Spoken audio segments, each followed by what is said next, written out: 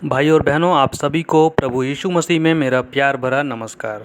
और आज हम सीखने वाले हैं एक बहुत ही महत्वपूर्ण सब्जेक्ट के बारे में, और ये है कि क्या सच में प्रभु यीशु मसीह परमेश्वर है? क्या सच में वो परमेश्वर है या सिर्फ परमेश्वर का पुत्र है? ऐसे बहुत सारे सवाल हैं इसको लेकर जो अन्य जाति के लोग डाउट करते हैं, पूछते हैं, और उन्हें लगता है कि यीशु मसीह बाकी दूसरे नबियों की तरह हैं और वो सिर्फ एक साधारण इंसान थे। शायद वो एक अच्छे इंसान हो सकते हैं, लेकिन वो परमेश्वर नहीं हो सकते हैं। तो इसी विषय को लेकर आज हम चर्चा करेंगे और हम बाइबल में जाएंगे और देखेंगे कि बाइबल इस बारे में क्या स्पष्टीकरण देती है हमको। तो चलिए हम लोग जाएंगे मरकुस की किताब अध्याय 4 का 35 से 41।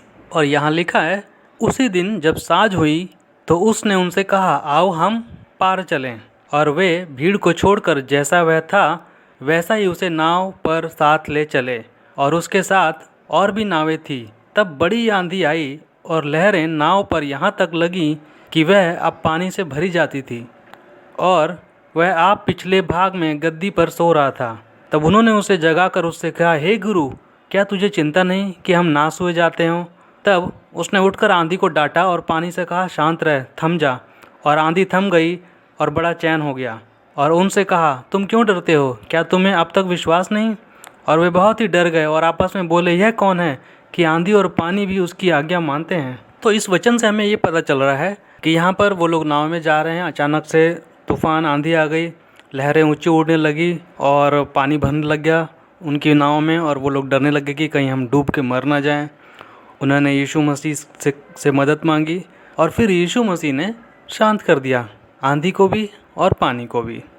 तो ज़रा सोचिए कि क्या कोई इंसान बहुत अच्छा इंसान है, लेकिन क्या वो नेचुरल चीज़ें जो कि प्रकृति से संबंधित जो चीज़ें होती हैं, जैसे कि आंधी, बारिश का होना, बारिश का ना होना, आंधी का आना, तूफान का आना, भूकंप का आना, इस तरह की चीज़ों पे क्या कोई इंसान का कंट्रोल हो सकता है?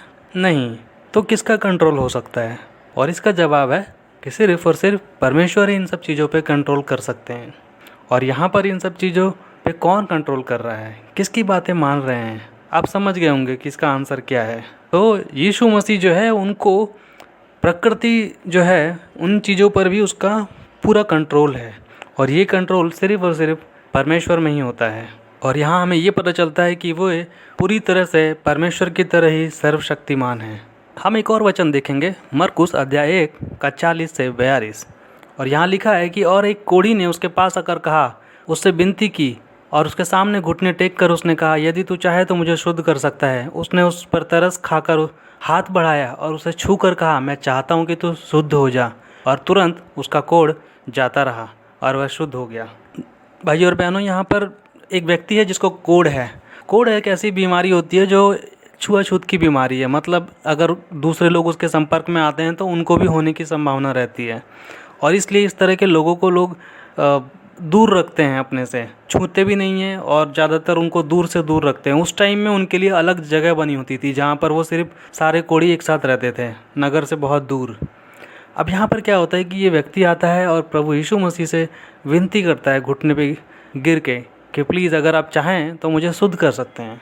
और यहाँ पर हम क्या देखते हैं कि प्रभु यीशु मसीह उस पर तरस खाते हैं, और तरस खाते हैं तो ऐसे नहीं बोल रहे हैं कि ठीक है तो ठीक हो जा, पर उन्होंने उसके मन की बात भी समझी, क्योंकि वो शायद बहुत सालों से दूर रह रहा था जहाँ पर लोग उसे छूते नहीं थे, लोग उससे बात नहीं करते थे। लेकिन प्रभु यीशु मसीह ने सिर्फ उससे बात ही नहीं की बल्कि उसे छुआ भी। तो यहाँ पर सिर्फ उसकी शारीरिक रूप से चंगाई नहीं हुई बल्कि उसके मन की भी चंगाई हुई, यानी कि साइकोलॉजिकली भी, मानसिक रूप से भी उसको प्रभु यीशु मसीह ने चंगा किया, उसको छू के, कि वो छूने के योग्य है। तो कौन है जो एक बार में सिर्फ बात करके और एक बार छू के कम्प्लीटली कोई बीमारी ठीक कर सकता है? बहुत सारे लोग ट्राई करते हैं ठीक करने के लिए और टेम्परेरी ठीक कर देते हैं। कोई भी व्यक्ति नहीं है कि किसी कोढ़ को ठीक कर दे, किसी जन्म के अंधे को ठीक कर दे, या फिर जिसकी आंखें नहीं हैं उसकी आंखें आ जाए, कोई मरा हुआ जिंदा कर दे एक बार में बोल के। सिर्फ आपने देखे होंगे, सुने होंगे बहुत सारे लोग क्या वो बार बार बोलते रहते हैं, बार बार ठीक हो जा, ठीक, बहुत सारी ऐसी तामझाम करते रहते हैं। लेकिन यीशु मसीह के साथ ऐसा नहीं है। वो एक बार बोलते हैं और चीज़ें उसी टाइम बिल्कुल अपने असली स्वरूप में आ जाती हैं। यहाँ पर उन्होंने सिर्फ एक बार कहा कि मैं चाहता हूँ तो शुद्ध हो जा, और वो शुद्ध हो गया इमीडिएटली, तुरंत के तुरंत। पूरा शरीर जो बहुत सालों से गल के गिर रहा था वापस रिकवर हो गया। सो इस तरह की चमत्कार इंस्टेंट जो बोलते हैं, एकदम इंस्टेंट, एक बार में कौन कर सकता है? मेडिकल साइंस आजकल काफ़ी एडवांस है, लेकिन वो इतनी जल्दी नहीं कर सकती। ऑपरेशन होते हैं, बहुत सारी सर्जरीज होती हैं, दवाइयों को भी महीनों का कोर्स होता है, लेकिन इस तरह की इंस्टेंट जो हीलिंग है कौन कर सकता है? सिर्फ और सिर्फ परमेश्वर कर सकता है। और यहाँ पर वो काम कौन कर रहा है? प्रभु यीशु मसीह। तो यहाँ एक बात और स्पष्ट होती है कि प्रभु यीशु मसीह ही परमेश्वर है, क्योंकि उसके अंदर सिर्फ प्रकृति पे कंट्रोल नहीं, बल्कि लोगों को चंगाई करने की भी शक्ति है, जो सिर्फ परमेश्वर में होती है। हम एक और वचन देखेंगे यहाँ पर, ये है लूका अध्याय 7 का 36 से 39 और उसके बाद 48 से 50। सो मैं आपके लिए पढ़ता हूँ। यहाँ लिखा है, फिर किसी फरीसी ने उनसे विनती की कि मेरे साथ भोजन कर। सो वह उस फरीसी के घर में जाकर भोजन करने बैठा, और देखो उस नगर की एक पापिनी स्त्री यह जानकर कि वह फरीसी के घर में भोजन करने बैठा है, संगमरमर के पात्र में इत्र लाई और उसके पाँव के पास पीछे खड़ी होकर रोती हुई उसके पाँव को आंसुओं से भिगोने और अपने सिर के बालों से पोंछने लगी, और उसके पाँव बार बार चूमकर उन पर इत्र मला। यह देखकर फारसी जिसने उसे बुलाया था अपने मन में सोचने लगा, यदि यह भविष्यवक्ता होता तो जान लेता कि यह जो उसे छू रही है वह कौन है और कैसी स्त्री है, क्योंकि वह तो एक पापिनी थी। और उसने स्त्री से कहा, उसने कौन? प्रभु यीशु मसीह ने। ये वचन 48 से शुरू हो रहा है। फिर प्रभु यीशु मसीह ने उससे कहा, तेरे पाप क्षमा हुए। तब जो लोग उसके साथ भोजन करने बैठे थे वे अपने मन में सोचने लगे, यह कौन है जो पापों को भी क्षमा करता है? पर उसने, यानी कि प्रभु यीशु मसीह ने स्त्री से कहा, तेरे विश्वास ने तुझे चंगा किया है, कुशल से चली जा। यहाँ पर एक स्त्री है जो प्रभु यीशु मसीह के पास आती है, और इस वचन को पढ़ने से हमें पता चलता है कि वो इतने ज़्यादा गहरे पापों में हैं कि बाकी लोगों को भी पता है कि ये किस तरह की स्त्री है, यानी कि उसके पाप सब पर जाहिर हैं। हो सकता है आज हमारे पाप या हमारे आसपास बहुत सारे लोग हैं जो ऐसे पापों में या गलतियों में हैं, किसी को नहीं पता, सिर्फ उनको पता है। लेकिन प्रभु यीशु मसीह हमारे मन की बात को भी जानता है। और यहाँ पर हम देखते हैं कि उस स्त्री को प्रभु यीशु मसीह ने उस पर दया की, उसे प्रेम दिखाया और साथ ही साथ उसके पापों को क्षमा किया। कौन है जो हमारे पापों को क्षमा कर सकता है? यीशु मसीह पापियों से प्रेम करते हैं, उनको क्षमा करने के लिए हमेशा तैयार रहते हैं। कौन है जो ऐसा कर सकता है? इंसान के बस की बात नहीं है। इंसान क्या कर सकता है? इंसान सज़ा दिलवा सकता है, या फिर हमें बोलेगा कि उसका प्रायश्चित करो, यानी कि आपने जो गलती की उसकी भरपाई करो। लेकिन क्षमा जो क्वालिटी है, इस तरह की क्वालिटी कि हमारे सारे पुराने पाप को धो दे, वो सिर्फ़ और सिर्फ प्रभु यीशु मसीह में है। क्योंकि वो अकेला ही ऐसा है जो सबसे अलग है, जो सबसे निराला है, एकदम परमेश्वर की तरह, पूरी तरह से पाक। हम आगे वचनों में देखेंगे और आपको बहुत ज़्यादा स्पष्ट हो जाएगा।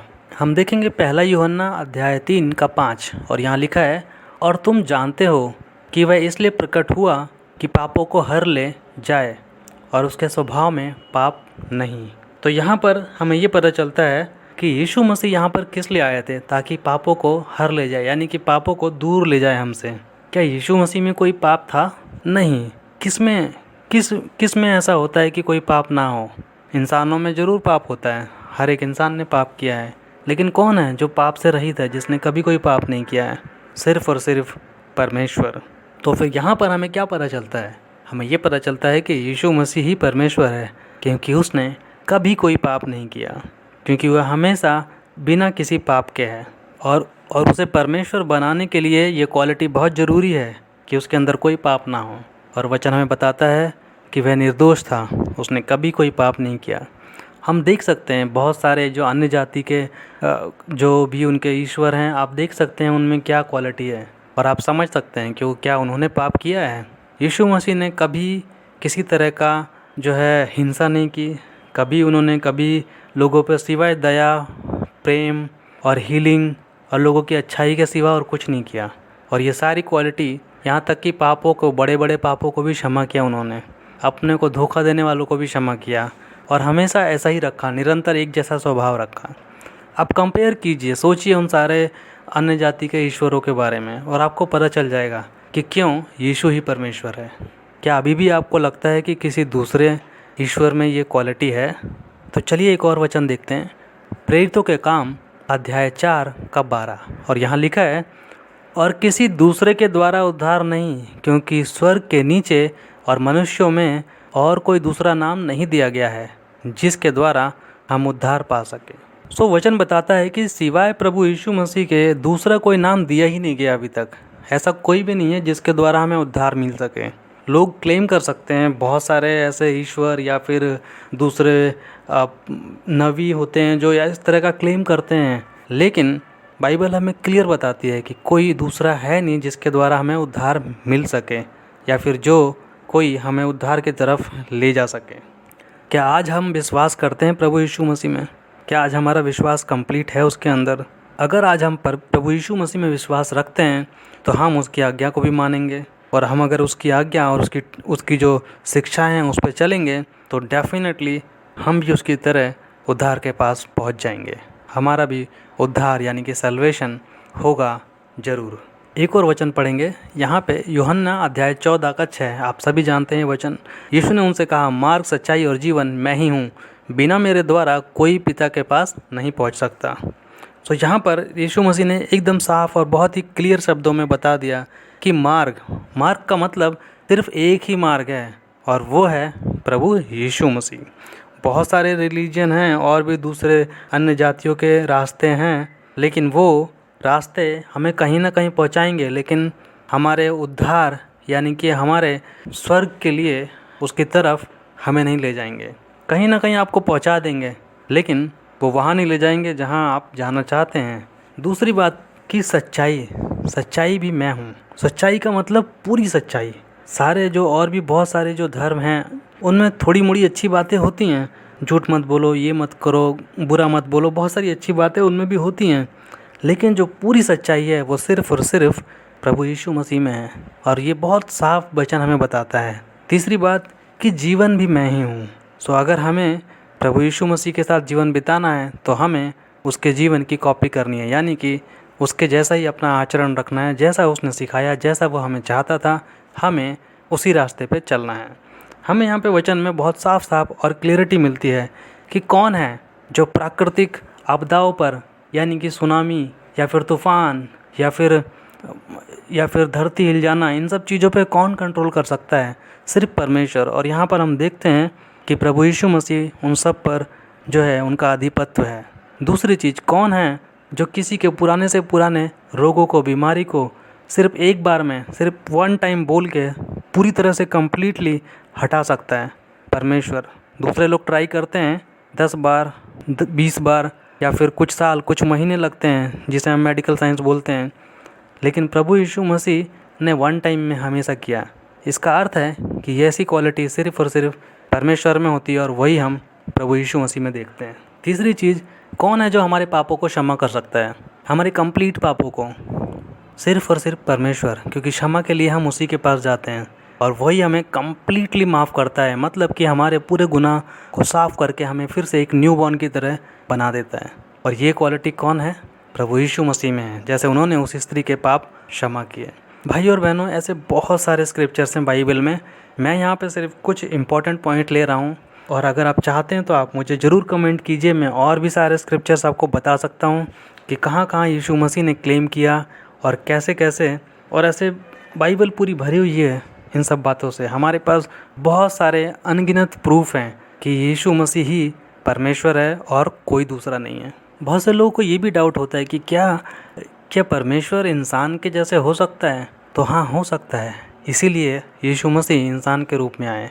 हम देखेंगे एक और वचन, और ये लास्ट वचन है इस स्टडी का, कुलूसियों की किताब अध्याय 2 का 9, और इसमें लिखा है, क्योंकि उसमें ईश्वरत्व की सारी परिपूर्णता सदैव निवास करती है। तो यीशु मसीह शरीर धारण करके इस पृथ्वी पर इसीलिए आए ताकि हमें हमारे सामने एक एग्जाम्पल सेट कर सकें कि हाँ, ये पॉसिबल है। हम इंसान होकर भी एक अच्छी ज़िंदगी और एक पवित्र ज़िंदगी जो यहोवा, जो परमेश्वर हमसे चाहता है, वो हम जी सकते हैं। और इसीलिए प्रभु यीशु मसीह इस दुनिया में आए, उन्होंने अपना जीवन जिया, हमारे सामने उदाहरण रखा ताकि हम उसकी प्रतीति कर सकें। भाइयों बहनों, ये स्टडी बहुत छोटी है, मैंने बहुत ही छोटे छोटे पॉइंट्स लिए हैं। इसके अलावा बहुत सारे और भी प्रूफ हैं जो बताते हैं कि केवल एक ही ईश्वर है और वो सिर्फ़ और सिर्फ हमारे प्रभु यीशु मसीह हैं। तो आशा करता हूँ कि आपको ज़रूर कुछ सीखने को मिला होगा, और अगर आपके कुछ कमेंट्स हैं तो ज़रूर कमेंट बॉक्स में लिखिए। ये सारे स्क्रिप्चर्स मैं डिस्क्रिप्शन बॉक्स में लिख दूँगा ताकि आप वहाँ से ले सकें, और इस स्टडी को ज़्यादा से ज़्यादा लोगों को शेयर कीजिए, मसीह भाई बहनों को, ताकि वो लोग भी इसमें जान सकें, सीख सकें। और इस चैनल को सब्सक्राइब कीजिए ताकि आने वाले और भी वीडियो आपको मिलते रहे लगातार। और इसी के साथ मैं विदा लेता हूँ, फिर मिलूँगा जल्दी।